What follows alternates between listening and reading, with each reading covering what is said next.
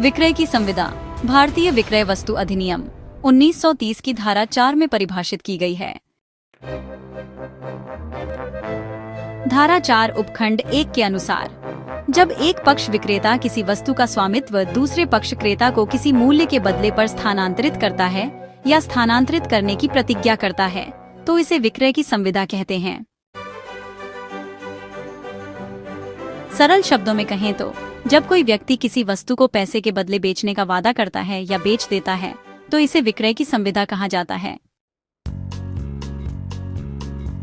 प्रमुख तत्व हैं 1. दो पक्षों का होना जरूरी है, विक्रेता और खरीदार। 2. माल या गुड्स होना चाहिए, मतलब वस्तु जिसे बेचा जाए। 3.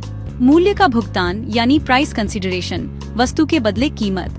4. स्वामित्व का स्थानांतरण या ट्रांसफर ऑफ ऑनरशिप यानी वस्तु का अधिकार क्रेता को जाना। और 5. सहमति या म्यूचुअल कंसेंट, मतलब दोनों पक्षों की सहमति होनी चाहिए। विक्रय और विक्रय करार में अंतर कुछ इस प्रकार है। 1. विक्रय तब होता है जब स्वामित्व यानी ऑनरशिप तुरंत स्थानांतरित हो जाता है। 2. विक्रय करार तब होता है जब स्वामित्व भविष्य में किसी शर्त के अनुसार स्थानांतरित किया जाना हो। आसान भाषा में समझें तो विक्रय का मतलब है कि माल अभी के अभी बेचा गया है, वहीं विक्रय करार का मतलब है कि माल बाद में बेचा जाएगा या बेचने का वादा किया गया है।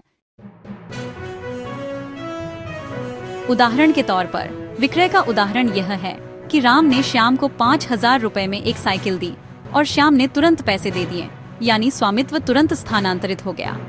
यह सेल है। वहीं विक्रय करार का उदाहरण है कि राम ने श्याम से कहा कि वह 1 अगस्त को 5,000 रुपए में साइकिल देगा। यह भविष्य की तारीख का वादा है। यह एग्रीमेंट टू सेल है। संबंधित केस लॉ के बारे में बात करें तो बेलनय बनाम गडॉन 1853 के केस में यह स्पष्ट किया गया कि जब स्वामित्व अभी स्थानांतरित नहीं हुआ हो तो वह केवल एक एग्रीमेंट टू सेल है, न कि सेल। वहीं रोलैंड बनाम डिवाल 1923 के केस में अगर विक्रेता के पास वस्तु बेचने का वैध अधिकार नहीं था तो पूरा विक्रय अनुबंध अस्थिर यानी वॉइड माना गया।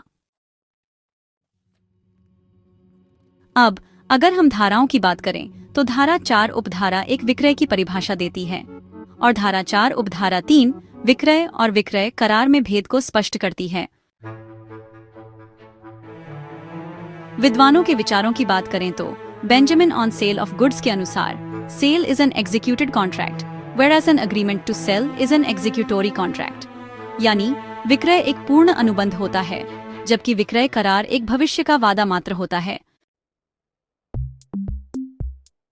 निष्कर्ष यह है कि विक्रय की संविदा एक कानूनी अनुबंध है जिसमें वस्तु का स्वामित्व मूल्य के बदले स्थानांतरित किया जाता है या स्थानांतरित करने का वादा किया जाता है। जब स्वामित्व तुरंत दिया जाए तो इसे सेल कहा जाता है और जब भविष्य में देने का वादा हो तो इसे एग्रीमेंट टू सेल कहते हैं। इन दोनों में सबसे बड़ा अंतर दरअसल स्वामित्व स्थानांतरण के समय का होता है। संक्षिप्त उत्तर यह है कि विक्रय की संविदा कॉन्ट्रैक्ट ऑफ सेल वह कानूनी समझौता है जिसमें एक पक्ष यानी विक्रेता किसी वस्तु का स्वामित्व दूसरे पक्ष यानी क्रेता को किसी मूल्य या पैसे के बदले देता है या देने का वादा करता है। यह भारतीय विक्रय वस्तु अधिनियम 1930 की धारा 4 में परिभाषित है।